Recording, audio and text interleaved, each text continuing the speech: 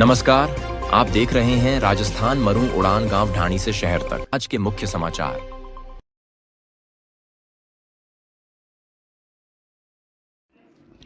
राजस्थान के बालोतरा जिला का एक ऐसा गांव जो दर्द और दर्द भरी दास्ता के साथ जीते जी दम घुट घुट कर जी रहे हैं। और एक ऐसा वाक्य जब सामने आया कि जीते जी उसको जी न पाया जहरीले पानी से, और जब मरने के बाद भी उसको 2 गज की ज़मीन नसीब नहीं हुई, कि जब परिवार वाले दाह संस्कार करने गए तो वहाँ पानी से भरा पड़ा शमशान घाट। आखिर कैसे करे उसका दाह संस्कार। तो कहते हैं जीते जी जी न पाए और मरने के बाद भी 2 गज ज़मीन भी नसीब नहीं। साथियों नमस्कार, आप देख रहे हैं राजस्थान मरूडान। मैं आपका साथी राजेश पाठी। राजस्थान के बालोतरा जिले में स्थित कल्याणपुर और उसके आसपास के गांव एक बार फिर इस जहरीले पानी की चपेट में है, जहां दिनों दिन ये पानी बढ़ता जा रहा है। तो वहीं जोधपुर की औद्योगिक इकाइयों से निकलने वाला कास्टिक युक्त रासायनिक पानी जो जोजी नदी के बहाव के साथ ये डोली, अराबा और कल्याणपुर गाँव तक पहुँच रहा है। इससे हालात दिन ब दिन भयानक होते जा रहे हैं। इस बार मामला तो उस हद तक पहुँच गया जहाँ ग्रामीणों को ऐसे के लिए कभी ज़िंदगी में उन्होंने नहीं सोचा था कि हमारे साथ में ऐसा भी होगा या हमें ऐसा भी प्रदर्शन करना पड़ेगा।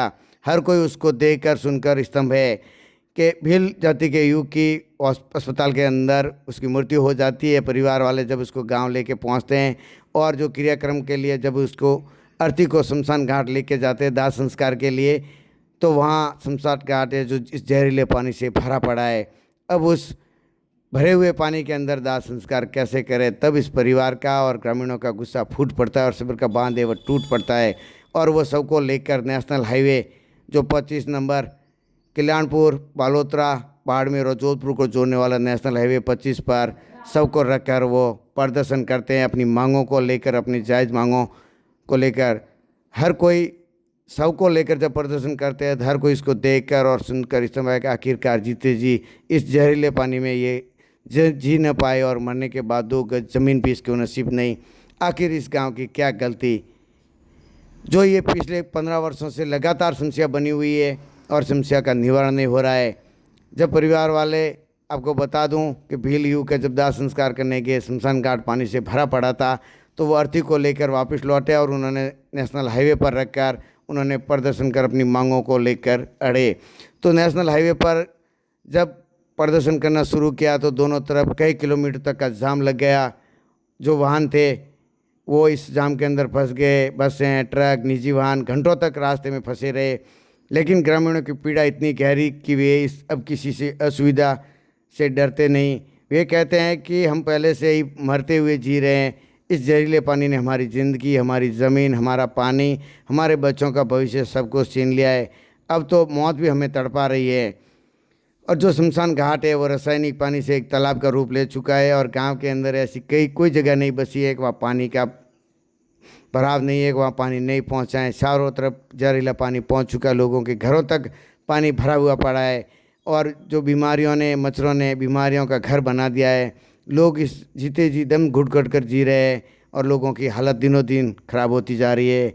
ग्रामीण कहते हैं कि हमारे जो परिवार के रिश्तेदार है वो भी मुंह मोड़ने लगे कि आखिरकार इस गांव के अंदर कैसे बेटियों को दे, या इस परिवार के अंदर ये हालात है। तो उसको लेकर जो रिश्तेदार मिलने आ रहे हैं वो भी नहीं पहुंच रहे हैं कि आखिरकार इस गांव की क्या गलती, कब इस गांव को न्याय मिलेगा, कब इस फैक्ट्रियों पर प्रतिबंध लगेगा, कब इस गाँव के अंदर जो कास्टिक पानी आ रहा है उस पर अंकुश लगेगा। तो लगातार 15 वर्षों से ये पीड़ा झेलते नज़र आ रहे हैं, मगर आज दिन तक प्रशासनिक अधिकारी या राजनीतिक तंत्र ने इसको रोकने की कोई नुमाइश नहीं की, नहीं ये पानी रुका। तो आखिर फैक्ट्रियों पर प्रतिबंध क्यों नहीं लग रहा है? अगर ये जो जोजनी नदी है, जो इसका पानी कल्याणपुर, डोली, अराबा के आसपास कई गांवों तक जहरीला पानी है वो फैला हुआ है। यहाँ के लोग अब पीने के लायक पानी भी नहीं बचा है। अब न तो खेतों से उम्मीद लगाए बैठे हैं कि वहाँ पे उनकी फसलें भी होगी, बच्चों की सेहत और बुजुर्गों की सांसें और महिलाओं की दिनचर्या सबको इस जहरीले पानी की गिरफ्त में आ गई है। और जो राजनीतिक यहाँ पे पहुँचे थे, वादे किए थे, वो सिर्फ एक वादों के रूप में रह गए, आश्वासन दे के चले गए। मगर जो समस्या है उस समस्या को लेकर अतीत में कई बार प्रदर्शन हुए, बड़े नेता आए, वादे हुए, घोषणाएं की गई, पार्टियाँ आई, कई पार्टियाँ गई, लेकिन धरातल पर ना कोई ट्रीटमेंट प्लान बना, न लगा, ना ही प्रदूषण की निकासी को रोकने की योजना बनी। यही कारण है कि ग्रामीणों का सरकार और प्रशासन से भरोसा अब पूरी तरह से उठ चुका है। ग्रामीणों का ये आंदोलन सिर्फ एक विरोध ही नहीं, ये उस असहनीय दर्द की अभिव्यक्ति है जिसे प्रशासनिक मशीनरों ने वर्षों से अनदेखा कर दिया है। जब अंतिम यात्रा के लिए भी रास्ता न बसे तो विकास की बात तो बहुत दूर नजर आती है। ये कोई मजाक ही लगती है। ये कोई तस्वीर नहीं बल्कि व्यवस्था की संवेदनहीनता का आईना है। डोली के लोग वर्षों से ये जहर पी कर जी रहे हैं, दम घुट घुट कर जी रहे हैं। अब तो मुक्ति का रास्ता है, वह भी जहर में डूबा है। अब सवाल यह है कि क्या सत्ता में बैठे लोग इस दर्द को सुनेंगे या फिर ये तंत्र तब जागेगा जब हर गांव की आरती इसी तरह सड़क पर उतर आएगी। आखिरकार इस गांव की क्या गलती? आखिरकार क्या ये राजस्थान के बालोतरा ज़िले का हिस्सा नहीं है?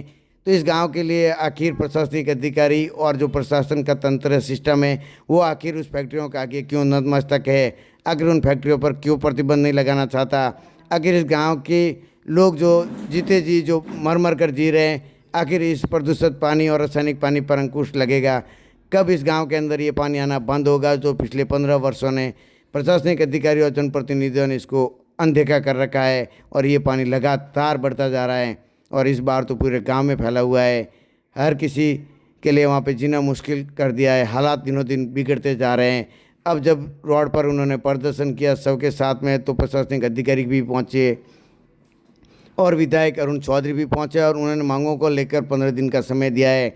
तो देखते हैं आखिर इस 15 दिनों के बाद में इनकी हालातों को लेकर और गांव के लोगों के लिए क्या ये जो प्रशासन ने वादे किया है इस पर खरा उतरने की कोशिश करेंगे? क्या ये रासायनिक पानी से इसका अंकुश लगेगा? इस गांव में आ रहा इस पानी से निजात मिलेगी? तो देखते रहिए हमारे साथ राजस्थान मरु उड़ान। हर पल की अपडेट हम आप तक पहुँचाने की कोशिश करेंगे। आपकी क्या मांगे हैं इनकी, क्या अब तक वार्ता हुई है, क्या निकल कर सामने आया? यहाँ गोली जागरूकता में यहाँ पर एक रेली की मृत्यु हुई थी सुबह और उसकी बॉडी को लेकर के परिवारजनों को अल्टरनेटिव जगह भी दिखा दी थी क्योंकि अभी उनके शमशान घाट पे यहाँ पानी भरा हुआ है। दूसरी सरकारी भूमि दिखाई थी जहाँ पर उनका किया जा सकता है। परिवारजनों के संबंध में बताया गया था और वार्ता भी चल रही है। तो क्या अभी तक 3 घंटे हो गए सहमति नहीं बन पाई क्योंकि ज़मीन का आपने चिन्हीकरण भी कर लिया है दाह संस्कार के लिए, और जो उनकी मांगे हैं वो क्या प्रमुख निकल कर सामने आई है और अब तक प्रशासन की तरफ से क्या फौरी कार्रवाई की गई? परिवार का तो प्रमुख जो मांग थी वो मृतक का दाह संस्कार है। बाकी अन्य कई लोग भी यहाँ बैठे हैं, राजनेता भी है जो अपनी अन्य मांगों को लेकर के से 10 दिन का समय था कि भाई कोई भी बात हो लिखित में दो और 10 दिन का समय दो, और उसके बाद अभी जो है इन सब बातों पर जो बात हुई है एमएल साहब स्वयं आगे, भाई अधिकारी तो इधर उधर होते रहते हैं, एमएल साहब को तो यहीं रहना है, 5 साल तक लोगों के बीच में रहना है, तो तब जाकर बात बनेगी। और सबसे पहली बात थी शमशान घाट, तो तुरंत प्रभाव से जो है उसको कागजों में किया जाए। उसके बाद बात थी कि भाई निरीक्षण करके जो नुकसान हुआ है उसका आंकलन किया जाए। उसके बाद सबसे मुख्य बात हुई पानी की निकासी के लिए साधन उपलब्ध कराया जाए। ये सब मांगों की सहमति बनी है। 15 दिन का समय दिया गया और नदी के लिए स्थायी रास्ता किया जाए। अगर रास्ता नहीं किया तो 15 दिन बाद फिर सर बांध के आज़ादी के नारों के साथ फिर लड़ाई लड़ने को तैयार रहेंगे। फिर आगे से कोई भी नेता के साथ किसी के साथ अगर कोई बात हो तो फिर हम जिम्मेदार नहीं होंगे। आज सभी लोगों का बिना राजनीति के यहाँ सकारात्मक रूप से सहयोग रहा, इसके लिए हमेशा आभार। और किसी भी मुद्दे पर सकारात्मक रूप से सभी को एक होकर लड़ाई लड़नी चाहिए, यही मेरी हमेशा से मंशा रही है, यही धारणा रही है। मैं तो हमेशा ही निवेदन करता हूँ कि कैसे भी करके इस पानी से आज़ादी दिला दो, हम हमेशा उसके आभारी रहेंगे, उसका धन्यवाद ज्ञापित करेंगे। बहुत बहुत धन्यवाद। पुनः आप सभी मीडिया के बंधुओं का आभार। आपने इस लड़ाई में पिछले 7 घंटों से मजबूती से डटे रहे, खड़े रहे और हमारी आवाज़ को देश के कोने हर कोने में पहुंचाया। इसके लिए आप सभी का बहुत बहुत आभार।